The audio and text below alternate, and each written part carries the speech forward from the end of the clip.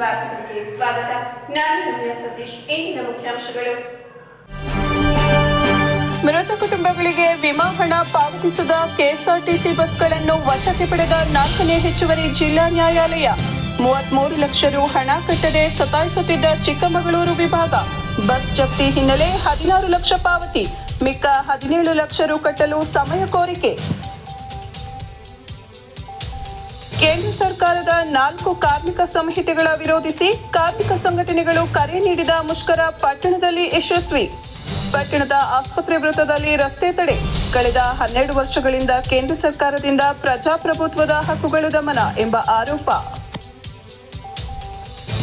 ಹಾಗೂ ಪಟ್ಟಣದಲ್ಲಿ ತಾಯಿ ಮಗು ಆಸ್ಪತ್ರೆ ಮಂಜೂರಾತಿಗೆ ಸಿಎಂಗೆ ಮನವಿ ಮಾಡಿದ ಶಾಸಕ ಸಿಎನ್ ಬಾಲಕೃಷ್ಣ. ಮುಂದಿನ ಬಜೆಟ್ನಲ್ಲಿ ಘೋಷಣೆ ಮಾಡುವಂತೆ ಆಗ್ರಹಿಸಿದ ಶಾಸಕರು. ಸಕಾರಾತ್ಮಕವಾಗಿ ಸ್ಪಂದಿಸಿದ ಸಿಎಂ.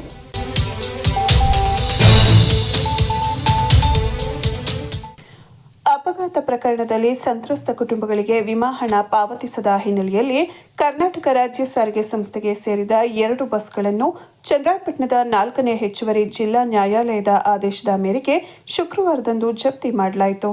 ತಾಲೂಕಿನ ರಾಷ್ಟ್ರೀಯ ಹೆದ್ದಾರಿಯಲ್ಲಿನ ಬೇಡಿಗನಹಳ್ಳಿ ಗೇಟ್ ಬಳಿ 2023ರಲ್ಲಿ ಚಿಕ್ಕಮಗಳೂರು ಘಟಕಕ್ಕೆ ಸೇರಿದ ಕೆಎಸ್ಆರ್ಟಿಸಿ ಬಸ್ ಮತ್ತು ಬೈಕ್ ನಡುವೆ ಸಂಭವಿಸಿದ ಅಪಘಾತದಲ್ಲಿ ಬೈಕ್ನಲ್ಲಿದ್ದ 19 ವರ್ಷದ ರವಿಕುಮಾರ್ ಮತ್ತು 52 ವರ್ಷದ ರೇಣುಕಪ್ಪ ಸ್ಥಳದಲ್ಲೇ ಸಾವನ್ನಪ್ಪಿದ್ರು. ಬಸ್ ಚಾಲಕನ ಅಜಾಗರೂಕತೆಯಿಂದ ಆದ ಅಪಘಾತದ ವಿರುದ್ಧ ಮೃತರ ವಾರಸುದಾರರು ಪರಿಹಾರ ಕೋರಿ ಪಟ್ಟಣದ ಕೋರ್ಟ್ನಲ್ಲಿ ಕೇಸ್ ದಾಖಲು ಮಾಡಿದ್ರು. ನ್ಯಾಯಾಲಯವು 1.5 ವರ್ಷಗಳ ಕಾಲ ವಿಚಾರಣೆ ನಡೆಸಿ 2024ರ ಡಿಸೆಂಬರ್ನಂದು ತೀರ್ಪು ನೀಡಿ ರೇಣುಕಪ್ಪ ಕುಟುಂಬಕ್ಕೆ 20 ಲಕ್ಷ ರು ಮತ್ತು ರವಿಕುಮಾರ್ ಕುಟುಂಬಕ್ಕೆ 13 ಲಕ್ಷ ರು ಪರಿಹಾರವನ್ನು ಕರ್ನಾಟಕ ರಾಜ್ಯ ರಸ್ತೆ ಸಾರಿಗೆ ಸಂಸ್ಥೆಯ ಚಿಕ್ಕಮಗಳೂರು ಘಟಕ ನೀಡಬೇಕೆಂದು ಆದೇಶಿಸಿತ್ತು. ನ್ಯಾಯಾಲಯದ ಆದೇಶದ ಅನ್ವಯ ಪರಿಹಾರದ ಹಣವನ್ನು ಇದುವರೆಗೂ ನೀಡದ ಹಿನ್ನೆಲೆಯಲ್ಲಿ ನ್ಯಾಯಾಲಯವು ಜಾರಿ ಕೇಸ್ ಹೊರಡಿಸಿ 2-3 ಬಾರಿ ನೋಟಿಸ್ ನೀಡಿದರೂ ಹಣ ಪಾವತಿಸದ ಹಿನ್ನೆಲೆಯಲ್ಲಿ ಶುಕ್ರವಾರದಂದು ಬೆಳಗ್ಗೆ ಪಟ್ಟಣದ ಬಸ್ ನಿಲ್ದಾಣದಲ್ಲಿ ಚಿಕ್ಕಮಗಳೂರು ಘಟಕಕ್ಕೆ ಸೇರಿದ 2 ಬಸ್ಗಳನ್ನು ಅಮೀನ್ರ ಮೂಲಕ ಜಪ್ತಿ ಮಾಡಿ ನ್ಯಾಯಾಲಯದ ವಶಕ್ಕೆ ಒಪ್ಪಿಸಲಾಗಿತ್ತು. ಬೆಂಗಳೂರಿನಿಂದ ಚಿಕ್ಕಮಗಳೂರಿಗೆ ಸಂಚರಿಸುತ್ತಿದ್ದ 2 ಬಸ್ನಲ್ಲಿದ್ದ ಪ್ರಯಾಣಿಕರನ್ನು ಕೆಳಗಿಳಿಸಿ ಬಸ್ಗಳನ್ನು ನ್ಯಾಯಾಲಯ ವಶಕ್ಕೆ ಪಡೆದ ಹಿನ್ನೆಲೆಯಲ್ಲಿ ಪ್ರಯಾಣಿಕರಿಗೆ ಚನ್ನರಾಯಪಟ್ಟಣದ ಘಟಕದಿಂದ ಬೇರೆ ಬಸ್ಗಳಲ್ಲಿ ಪ್ರಯಾಣಿಸಲು ಅನುವು ಮಾಡಿಕೊಟ್ಟಿತು. ಸಂತ್ರಸ್ತರ ಪರ ವಕೀಲರಾದ ದರ್ಶನ್ ಪಟೇಲ್ ರವರು ಮಾತನಾಡಿ, ಬಸ್ಗಳನ್ನು ಘನ ನ್ಯಾಯಾಲಯವು ವಶಕ್ಕೆ ಪಡೆದ ಹಿನ್ನೆಲೆಯಲ್ಲಿ ಚಿಕ್ಕಮಗಳೂರಿನ ಡಿಪೋ ವ್ಯವಸ್ಥಾಪಕರು ವಶಕ್ಕೆ ಪಡೆದಿರುವ ಬಸ್ಗಳನ್ನು ಬಿಡುವಂತೆ ಬದಲಾಗಿ ಬೇರೆ 2 ಬಸ್ಗಳನ್ನು ನ್ಯಾಯಾಲಯಕ್ಕೆ ಒಪ್ಪಿಸುವುದಾಗಿ ಮನವಿ ಮಾಡಿದರು. ಇದು ನ್ಯಾಯಾಲಯದ ಆದೇಶ. ನೀವು ಹಣ ಕಟ್ಟಿದ ಹೊರತು ಬಸ್ಗಳನ್ನು ನ್ಯಾಯಾಲಯವು ಹರಾಜು ನಡೆಸಿ ಸಂತ್ರಸ್ತ ಕುಟುಂಬಗಳಿಗೆ ಹಣ ತುಂಬಿಕೊಡುತ್ತದೆ ಎಂದು ಹೇಳಿದ್ದೆವು. ಘಟಕದವರು ಮಧ್ಯಾಹ್ನದ ವೇಳೆಗೆ 16 ಲಕ್ಷ ರು ಹಣ ಪಾವತಿಸಿ ಮಿಕ್ಕ 17 ಲಕ್ಷ ರುಗಳನ್ನು ಫೆಬ್ರವರಿ 28ಕ್ಕೆ ಕಟ್ಟುವುದಾಗಿ ಹೇಳಿ ನ್ಯಾಯಾಲಯದಿಂದ ಬಸ್ ಬಿಡಿಸಿಕೊಂಡು ಹೋದರು ಎಂದರು. ಈ ವೇಳೆ ಸಹಾಯಕ ವಕೀಲರಾದ ಶರತ್ ಕುಮಾರ್, ಸಂತ್ರಸ್ತ ಕುಟುಂಬದಿಂದ ರಾಕೇಶ್, ಶ್ರೀನಿವಾಸ್ ಇದ್ರು. ಬೇಡಿಗನಹಳ್ಳಿಯಲ್ಲಿ 2023ರಲ್ಲಿ ಬೇಡಿಗನಹಳ್ಳಿ ಗೇಟ್ ಹತ್ರ 2023 ಅಪಘಾತ ಆಗಿತ್ತು. ಅಪಘಾತ ಆಗೋ ಕಾರಣ ಈ ಚಿಕ್ಕಮಗಳೂರು ಡಿಪೋ ಬಸ್ಸು 2 ಬೈಕಲ್ಲಿ ಬರ್ತಾರೆ ಅಂತ ವ್ಯಕ್ತಿಗಳಿಗೆ ಅಜಾಗರೂಕತೆಯಿಂದ ಬಂದು ಅಪಘಾತ ಮಾಡಿದ ಕಾರಣ ರವಿ ಕಿರಣ್ 19 ವರ್ಷ, ರೇಣುಕಪ್ಪ 52 ವರ್ಷ ಸ್ಥಳದಲ್ಲೇ ಮೃತರಾದರು. ಬಸ್ ಕೂಡ ಸಂಪೂರ್ಣವಾಗಿ ತುರಿದೋಗಿತ್ತು.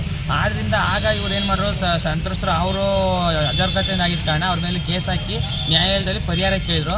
ಪರಿಹಾರವಾಗಿ ನ್ಯಾಯಾಲಯ ರವಿ ಕಿರಣ್ಗೆ 20 ಲಕ್ಷ, ರೇಣುಕಪ್ಪಂಗೆ 13 ಲಕ್ಷ ಅಂತ ಆದೇಶ ಮಾಡಿದೆ. ಇದುವರೆಗೂ ಕೂಡ ಅವ್ರು ಯಾವುದೇ ರೀತಿ ಹಣ ಪಾವತಿ ಮಾಡಿಲ್ಲ. ನ್ಯಾಯಾಲಯ ಆದೇಶ ಮಾಡೋರು ಕೂಡ ನಾವು ಜಾರಿ ಕೇಸು ಅವ್ರ ಆದೇಶ ಇದು ಹಣ ಪಾವತಿ ಮಾಡ್ಕೊಂಡು ಜಾರಿ ಕೇಸ್ ಆಗೋದು, ಅದರಲ್ಲಿ ಕೂಡ ನೋಟಿಸ್ ಆಗಿದೆ. ಆದರೂ ಕೂಡ ಅವ್ರು ಹಣ ಪಾವತಿ ಮಾಡಿಲ್ಲ ಇದುವರೆಗೂ. ಆದ್ದರಿಂದ ಈ ದಿನ ನ್ಯಾಯಾಲಯ 4ನೇ ಜಿಲ್ಲಾ ನ್ಯಾಯಾಲಯ ಚನ್ನರಾಯಪಟ್ಟಣದಲ್ಲಿ ಸಂತ್ರಸ್ತಿಗೆ ಪರಿಹಾರ ಕೊಡಬೇಕು ಅಂತೇಳಿ ಆ ಬಸ್ಗಳನ್ನ, ಆ ಡಿಪೋ ಬಸ್ಗಳನ್ನ ಜಪ್ತಿ ಮಾಡೋಕ್ಕೆ ಆದೇಶ ಮಾಡಿತ್ತು. ಆ ಆದೇಶದ ಪ್ರಕಾರ ದಿನಾಂಕ 13/2/2026 ಚಿಕ್ಕಮಗಳೂರು ಡಿಪೋದಿಂದ 2 ಬಸ್ಗಳನ್ನ ಈ ದಿನ ಅಮೀನ್ರ ಮೂಲಕ ಜಪ್ತಿ ಮಾಡಿ ನ್ಯಾಯಾಲಯಕ್ಕೆ ಹಾಜರು. ಈ ನಮ್ಮ ತಂದೆ ಆಕ್ಸಿಡೆಂಟ್ ಆಗಿತ್ತು. ಚಿಕ್ಕಮಗಳೂರು ಡಿಪೋದ ಬಸ್ಸು ಆಕ್ಸಿಡೆಂಟ್ ಮಾಡಿತ್ತು. ನಾವು ಕೇಸ್ ಮಾಡಿದ್ವಿ. ಆ ಕೇಸಲ್ಲಿ ಕೋರ್ಟು ಗೆದ್ದು ನಮ್ಮ ವಕೀಲ್ ಸಾಹೇಬರು ತಿಳಿಸ್ಕೊಟ್ಟಿದ್ರು. ವಕೀಲ್ ಸಾಹೇಬರು ದರ್ಶನ್ ಪಟೇಲ್ ಅಂತ ಅವರು ಗೆಲ್ಲಿಸ್ಕೊಟ್ಟಿದ್ರು. ಚಿಕ್ಕಮಗಳೂರು ಡಿಪೋದವರು ಹಣ ಹಾಕದೇ ಇರೋ ಕಾರಣಕ್ಕೆ ಈ ಬಸ್ನ ಜಪ್ತಿ ಮಾಡಿ ಕೋರ್ಟ್ ಮುಂದೆ ಸಬ್ಮಿಟ್ ಮಾಡ್ಯಾರೆ. ಅದನ್ನು ದುಡ್ಡು ಕೊಡಿಸಿ ಅಂತ ಕೇಳ್ಕೊಂಡಿದ್ದೀವಿ ಸರ್.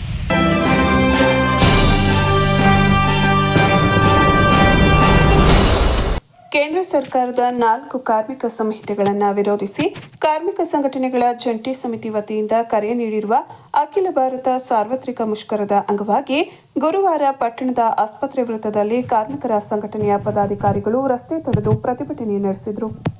ರಸ್ತೆ ತಡೆಗೂ ಮುನ್ನ ತಾಲೂಕು ಕಚೇರಿ ಮುಂಭಾಗ ನಡೆದ ಬಹಿರಂಗ ಸಭೆಯಲ್ಲಿ ಮಾತನಾಡಿದ ಸಿಎಟಿಯು ಜಿಲ್ಲಾ ಮುಖಂಡರಾದ ಎಚ್.ಎಸ್. ಮಂಜುನಾಥ್, ಕಳೆದ 12 ವರ್ಷಗಳಿಂದ ಕೇಂದ್ರ ಸರ್ಕಾರವು ಪ್ರಜಾಪ್ರಭುತ್ವದ ಎಲ್ಲಾ ಹಕ್ಕುಗಳನ್ನು ದಮನ ಮಾಡುತ್ತಿದೆ ಎಂದು ಆರೋಪಿಸಿದರು. ಬಂಡವಾಳಶಾಹಿಗಳಿಗೆ ಪರವಾದ ಮತ್ತು ಕಾರ್ಮಿಕರಿಗೆ ಮಾರಕವಾದ ನೀತಿಗಳನ್ನು ಕೇಂದ್ರ ಸರ್ಕಾರ ಅನುಸರಿಸುತ್ತದೆ. ಕೇಂದ್ರ ಸರ್ಕಾರ ಜಾರಿಗೆ ತಂದಿರುವ 4 ಕಾರ್ಮಿಕ ಸಂಹಿತೆಗಳು ಯುವಜನತೆ ಮತ್ತು ಶ್ರಮಿಕ ವರ್ಗವನ್ನು ಆಧುನಿಕ ಗುಲಾಮಗಿರಿಗೆ ತಳ್ಳಲಿದೆ. 4 ಕಾರ್ಮಿಕ ಕೋಡ್ಗಳನ್ನು ಜಾರಿಗೊಳಿಸಿರುವುದಕ್ಕೆ ಆಕ್ರೋಶ ವ್ಯಕ್ತಪಡಿಸಿ ಕೇಂದ್ರ ಸರ್ಕಾರದ ವಿರುದ್ಧ ಘೋಷಣೆ ಹಾಕಿದರು. ಕಾರ್ಮಿಕ ಕೋಡ್ಗಳನ್ನು ಹಿಂಪಡೆದುಕೊಳ್ಳಬೇಕು. ರಾಜ್ಯ ಸರ್ಕಾರ 4 ಕಾರ್ಮಿಕ ಕೋಡ್ಗಳಿಗೆ ನಿಯಮಗಳನ್ನು ರೂಪಿಸದೆ ಜಾರಿ ಮಾಡಬಾರದು ಎಂದು ಆಗ್ರಹಿಸಿದರು. 29 ಕಾರ್ಮಿಕ ಕಾಯ್ದೆಗಳನ್ನು 4 ಕಾರ್ಮಿಕ ಕೋಡ್ಗಳಾಗಿ ಜಾರಿಗೊಳಿಸಿ ಆರ್ಥಿಕ ಮತ್ತು ರಾಜಕೀಯ ದಿವಾಳಿಯಾಗಿದೆ ಎಂದು ಕೇಂದ್ರ ಮತ್ತು ರಾಜ್ಯ ಸರ್ಕಾರದ ವಿರುದ್ಧ ಕಿಡಿಕಾರಿದರು. ಕೇಂದ್ರದ ಕಾರ್ಮಿಕರ ನೀತಿಗಳಿಂದ ನೇರವಾದ ಹೊಡೆತ ಸ್ಥಳೀಯ ಕೈಗಾರಿಕೆಗಳಲ್ಲಿ ಕೆಲಸ ಮಾಡುವ ಕಾರ್ಮಿಕರಿಗೆ ಬೀಳಲಿದೆ. ಕಾರ್ಮಿಕರ ಹಿತ ಕಾಪಾಡುವ ಬದಲಿಗೆ ಬಂಡವಾಳಶಾಹಿಗಳ ಹಿತ ಸರ್ಕಾರಗಳಿಗೆ ಮುಖ್ಯವಾಗಿದೆ. ಕಾಯಂಮೇತರ ಕಾರ್ಮಿಕರ ಕಾಯಂಗೆ ತಿಲಾಂಜಲಿ ಇಟ್ಟಿದೆ. ಸಂಹಿತೆ ಮೂಲಕ ನಿಗದಿ ಅವಧಿಯ ಉದ್ಯೋಗಕ್ಕೆ ಅವಕಾಶ ನೀಡಿ ಕಾಯಂ ಉದ್ಯೋಗದಿಂದ ಕಾರ್ಮಿಕರನ್ನ ಹೊರಹಾಕಲಾಗಿದೆ ಎಂದು ಆರೋಪಿಸಿದರು. ನರೇಗಾದಡಿ ಕೆಲಸದ ಹಕ್ಕನ್ನ ಕಸಿದುಕೊಂಡು ಗ್ರಾಮೀಣ ಜನರ ದುಡಿಯುವ ಹಕ್ಕನ್ನ ನಿಯಂತ್ರಣ ಮಾಡುವ ಮೂಲಕ ಗ್ರಾಮೀಣ ಜನರ ಜೀವನ ಕಸಿದುಕೊಂಡು ಬೀದಿ ಪಾಲಾಗುವಂತೆ ಮಾಡುತ್ತಿರುವ ಕೇಂದ್ರ ಸರ್ಕಾರದ ವಿರುದ್ಧ ಆಕ್ರೋಶ ವ್ಯಕ್ತಪಡಿಸಿದರು. ವಿದ್ಯುತ್ ಶಕ್ತಿ ಖಾಸಗೀಕರಣ, ಪ್ರಸರಣ ಮತ್ತು ಅನುಷ್ಠಾನ ನಿರ್ವಹಣೆ ಖಾಸಗಿ ಬಂಡವಾಳಗಾರರಿಗೆ ನೀಡುವ ಮೂಲಕ ರೈತರು, ಜನಸಾಮಾನ್ಯರ ಸಬ್ಸಿಡಿಗೆ ಕಲ್ಲು ಹಾಕಿದೆ ಎಂದು ಕಿಡಿಕಾರಿದರು. ರೈತರ ಉತ್ಪನ್ನಗಳಿಗೆ ಬೆಂಬಲ ಬೆಲೆ ನೀಡದೆ ಕೃಷಿಯನ್ನ ಉತ್ತೇಜಿಸದೆ ಭೂಸ್ವಾಧೀನ ಕಾಯ್ದೆ ಮೂಲಕ ರೈತರ ಜಮೀನು ಕಸಿದುಕೊಳ್ಳುವ ಹುನ್ನಾರ ನಡೆಯನ್ನ ಖಂಡಿಸಿದರು. ತಾಲೂಕು ಕಚೇರಿ ಮುಂಭಾಗದಿಂದ ಸಾಗಿದ ಪ್ರತಿಭಟನಾ ರ್ಯಾಲಿ ನವೋದಯ ವೃತ್ತ, ಹೊಸ ಬಸ್ ನಿಲ್ದಾಣದ ಮುಖಾಂತರ ಮೈಸೂರು ರಸ್ತೆಯಲ್ಲಿ ಚಲಿಸಿ ಆಸ್ಪತ್ರೆ ವೃತ್ತದಲ್ಲಿ ರಸ್ತೆ ತಡೆ ನಡೆಸಿ ರಾಜ್ಯ, ಕೇಂದ್ರ ಸರ್ಕಾರಗಳ ನೀತಿ ಖಂಡಿಸಿ ರಸ್ತೆ ತಡೆ ನಡೆಸಲಾಯಿತು. ಪ್ರತಿಭಟನೆಯಲ್ಲಿ ಅಂಗನವಾಡಿ ನೌಕರರ ಸಂಘದ ಜಿಲ್ಲಾಧ್ಯಕ್ಷೆ ಜಯಲಕ್ಷ್ಮಿ, ಕಾರ್ಯದರ್ಶಿ ನಾಗರತ್ನ, ಕರ್ನಾಟಕ ಪ್ರಾಂತ ರೈತ ಸಂಘದ ಅಧ್ಯಕ್ಷ ತೇಜಸ್ ಗೌಡ, ಕಾರ್ಯದರ್ಶಿ ವಾಸು, ಪಂಚಾಯತ್ ನೌಕರರ ಸಂಘದ ಕಾರ್ಯದರ್ಶಿ ಚಂದ್ರೇಗೌಡ, ಸಹ ಕಾರ್ಯದರ್ಶಿ ಲಕ್ಷ್ಮೇಗೌಡ, ದಲಿತ ಸಂಘಟನೆಗಳ ಮುಖಂಡರಾದ ಗೋವಿಂದರಾಜು, ಮಂಜಣ್ಣ ದಂಡೋರ, ಹರೀಶ್, ಬೀದಿ ಬದಿ ವ್ಯಾಪಾರಿಗಳ ಸಂಘದ ಜಾವೇದ್, ರೈತ ಸಂಘದ ಮುಖಂಡರಾದ ಕುಮಾರ್, ನಾಗರತ್ನಮ್ಮ, ಹರೀಶ್, ರವಿಗೌಡಯ್ಯ, ಬಿಸಿಯೂಟ ನೌಕರ ಸಂಘದ ಉಷಾ, ರೈತರು, ಕಾರ್ಮಿಕರು, ಆಶಾ ಕಾರ್ಯಕರ್ತೆಯರು ಸೇರಿದಂತೆ ಹಲವು ಸಂಘಟನೆಗಳ ಮುಖಂಡರು ಭಾಗಿಯಾಗಿದ್ದರು. ಅವರಲ್ಲಿ ವ್ಯಾಪಾರ ಮಾಡಲಿಲ್ಲ ಅಂದ್ರೆ ಅವ್ರನ್ನ ಸ್ಕೂಲ್ ಬಿಡಿಸ್ಬೇಕು. ಏನ್ ಮಾಡ್ಬೇಕು ಈ ದೇಶದ ಪರಿಸ್ಥಿತಿ? ಅಂಗನವಾಡಿಯವರಿಗೆ, ಬಿಸಿಯೂಟದವರಿಗೆ, ದುಡಿಯೋ ಜನರಿಗೆ ಇವತ್ತ ಬದುಕಬೇಕು ಅಂದ್ರೆ ಕನಿಷ್ಠ 36,000 ರೂಪಾಯಿ ಕನಿಷ್ಠ ಕೂಲಿ ಕೇಳ್ತಾ ಇದೀವಿ. ಹೌದಾ ಅಲ್ವಾ? ಎಷ್ಟು ಕೇಳ್ತಾ ಇದೀವಿ? ಯಾತಕ್ಕೆ ನಾವೇನು ಪುಕ್ಸಟೆ ಕೇಳ್ತಾ ಇಲ್ಲ. ಸುಪ್ರೀಂ ಕೋರ್ಟಿನ ಆದೇಶ ಇದೆ. ಒಂದು ಕುಟುಂಬ ಗಂಡ ಹೆಂಡತಿ ಎಷ್ಟು, ಅವ್ರ ಊಟಕ್ಕೆ ಎಷ್ಟು, ಅವ್ರ ಬಟ್ಟೆಗೆ ಎಷ್ಟು, ಅವ್ರ ಮಕ್ಕಳಿಗೆ ಶಿಕ್ಷಣಕ್ಕೆ ಎಷ್ಟು, ಪ್ರತಿಯೊಂದಕ್ಕೂ ಲೆಕ್ಕ ಹಾಕಿ ಹೇಳಿದ್ದಾರೆ. ಏನೇಳೆ ನಾವು ಗಾಳಿಯಲ್ಲಿ ಗುಂಡೊಡಿತಾ ಇಲ್ಲ, ಗಾಳಿಲಿ ಗುಂಡೊಡಿತಾ ಇಲ್ಲ.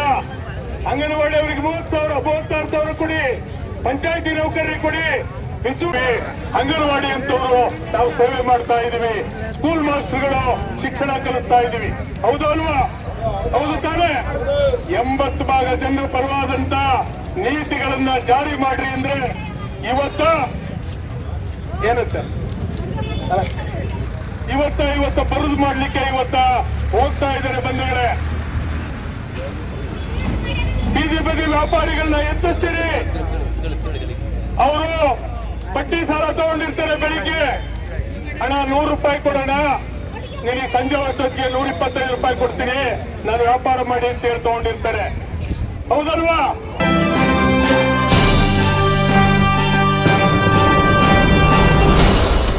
ಚನ್ನರಾಯಪಟ್ಟಣ ಸಾರ್ವಜನಿಕ ಆಸ್ಪತ್ರೆಗೆ ತಾಯಿ ಮತ್ತು ಮಗು ಆಸ್ಪತ್ರೆಯನ್ನ ಮಂಜೂರಾತಿ ನೀಡಿ ಆಯವ್ಯಯದಲ್ಲಿ ಘೋಷಣೆ ಮಾಡುವಂತೆ ಶುಕ್ರವಾರ ಶಾಸಕ ಸಿಎನ್ ಬಾಲಕೃಷ್ಣ ಅವರು ಮುಖ್ಯಮಂತ್ರಿ ಸಿದ್ದರಾಮಯ್ಯನವರಿಗೆ ಮನವಿ ಮಾಡಿದರು. ವಿಧಾನಸೌಧದ ಕಚೇರಿಯಲ್ಲಿ ಮುಖ್ಯಮಂತ್ರಿ ಸಿದ್ದರಾಮಯ್ಯನವರನ್ನು ಶಾಸಕ ಸಿಎನ್ ಬಾಲಕೃಷ್ಣ ಅವರು ಭೇಟಿ ಮಾಡಿ ಹಲವು ವಿಚಾರಗಳನ್ನು ಕುರಿತು ಚರ್ಚೆ ನಡೆಸಿದರು.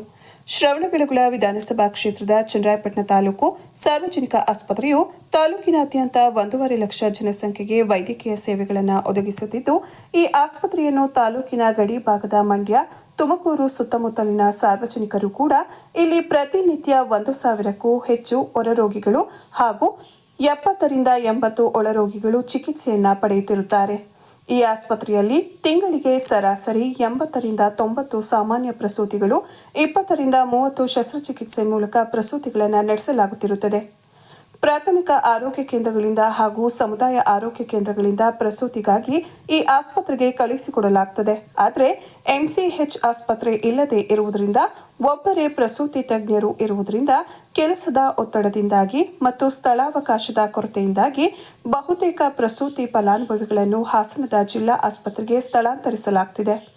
ಆದ್ದರಿಂದ ತಾಲೂಕಿನ ಎಲ್ಲ ಗರ್ಭಿಣಿಯರಿಗೆ ಸೇವೆಗಳನ್ನು ಒದಗಿಸಲು ಅನುಕೂಲವಾಗುವಂತೆ ಸಾರ್ವಜನಿಕ ಹಿತದೃಷ್ಟಿಯಿಂದ ಚನ್ನರಾಯಪಟ್ಟಣ ತಾಲೂಕು ಆಸ್ಪತ್ರೆಗೆ ಎಂಸಿಎಚ್ ಆಸ್ಪತ್ರೆಯನ್ನು ಮಂಜೂರು ಮಾಡಿ ಪ್ರಸಕ್ತ ಸಾಲಿನ ಆಯವ್ಯಯದಲ್ಲಿ ಘೋಷಣೆ ಮಾಡಬೇಕೆಂದು ಮನವಿ ಸಲ್ಲಿಸಿದರು. ಶಾಸಕರ ಮನವಿಗೆ ಸಕಾರಾತ್ಮಕವಾಗಿ ಸ್ಪಂದಿಸಿರುವ ಮುಖ್ಯಮಂತ್ರಿಗಳು ಸಾರ್ವಜನಿಕರಿಗೆ ಆರೋಗ್ಯ ಸೇವೆ ಒದಗಿಸಲು ಅನುಕೂಲವಾಗುವಂತೆ ಚನ್ನರಾಯಪಟ್ಟಣ ತಾಲೂಕು ಆಸ್ಪತ್ರೆಗೆ ಎಂಸಿಎಚ್ ಆಸ್ಪತ್ರೆಯನ್ನು ಮಂಜೂರು ಮಾಡಿಕೊಡುವುದಾಗಿ ಭರವಸೆ ನೀಡಿದರು.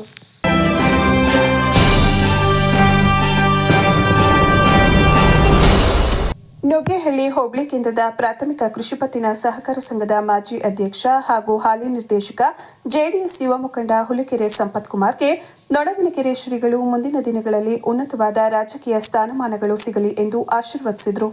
ಜೆಡಿಎಸ್ ಯುವ ಮುಖಂಡ ನುಗ್ಗೇಹಳ್ಳಿ ಪ್ರಾಥಮಿಕ ಕೃಷಿ ಪತ್ತಿನ ಸಹಕಾರ ಸಂಘದ ಮಾಜಿ ಅಧ್ಯಕ್ಷ ಹಾಗೂ ಹಾಲಿ ನಿರ್ದೇಶಕ ಶಾಸಕ ಸಿಎನ್ ಬಾಲಕೃಷ್ಣರವರ ಬಲಗೈ ಬಂಟನಂತಿರುವ ಹುಲಿಕೆರೆ ಸಂಪತ್ ಕುಮಾರ್ ಅವರು ತಮ್ಮ 32ನೇ ವರ್ಷದ ಹುಟ್ಟುಹಬ್ಬವನ್ನು ತಮ್ಮ ಸ್ನೇಹಿತರು, ಅಭಿಮಾನಿಗಳ ಸಮ್ಮುಖದಲ್ಲಿ ಆಚರಣೆ ಮಾಡಿಕೊಂಡರು. ನಂತರ ಹುಟ್ಟುಹಬ್ಬದ ಸಲುವಾಗಿ ನೊಣವಿನಕೆರೆ ಕಾಡುಸಿದ್ದೇಶ್ವರ ಮಠದ ಶ್ರೀಗಳಿಂದ ಆಶೀರ್ವಾದ ಪಡೆದರು.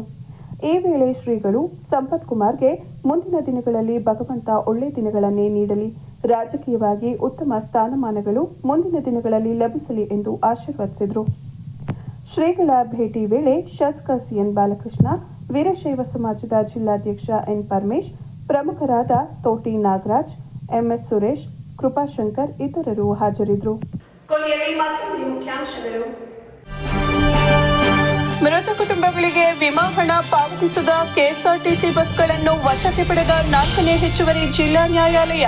33 ಲಕ್ಷ ರು ಹಣ ಕಟ್ಟದೆ ಸತಾಯಿಸುತ್ತಿದ್ದ ಚಿಕ್ಕಮಗಳೂರು ವಿಭಾಗ. ಬಸ್ ಜಪ್ತಿ ಹಿನ್ನೆಲೆ 16 ಲಕ್ಷ ಪಾವತಿ, ಮಿಕ್ಕ 17 ಲಕ್ಷ ರು ಕಟ್ಟಲು ಸಮಯ ಕೋರಿಕೆ. ಕೇಂದ್ರ ಸರ್ಕಾರದ 4 ಕಾರ್ಮಿಕ ಸಂಹಿತೆಗಳ ವಿರೋಧಿಸಿ ಕಾರ್ಮಿಕ ಸಂಘಟನೆಗಳು ಕರೆ ನೀಡಿದ ಮುಷ್ಕರ ಪಟ್ಟಣದಲ್ಲಿ ಯಶಸ್ವಿ. ಪಟ್ಟಣದ ಆಸ್ಪತ್ರೆ ವೃತ್ತದಲ್ಲಿ ರಸ್ತೆ ತಡೆ. ಕಳೆದ 12 ವರ್ಷಗಳಿಂದ ಕೇಂದ್ರ ಸರ್ಕಾರದಿಂದ ಪ್ರಜಾಪ್ರಭುತ್ವದ ಹಕ್ಕುಗಳು ದಮನ ಎಂಬ ಆರೋಪ. ಹಾಗೂ ಪಟ್ಟಣದಲ್ಲಿ ತಾಯಿ ಮಗು ಆಸ್ಪತ್ರೆ ಮಂಜೂರಾತಿಗೆ ಸಿಎಂಗೆ ಮನವಿ ಮಾಡಿದ ಶಾಸಕ ಸಿಎನ್ ಬಾಲಕೃಷ್ಣ. ಮುಂದಿನ ಬಜೆಟ್ನಲ್ಲಿ ಘೋಷಣೆ ಮಾಡುವಂತೆ ಆಗ್ರಹಿಸಿದ ಶಾಸಕರು. ಸಕಾರಾತ್ಮಕವಾಗಿ ಸ್ಪಂದಿಸಿದ ಸಿಎಂ.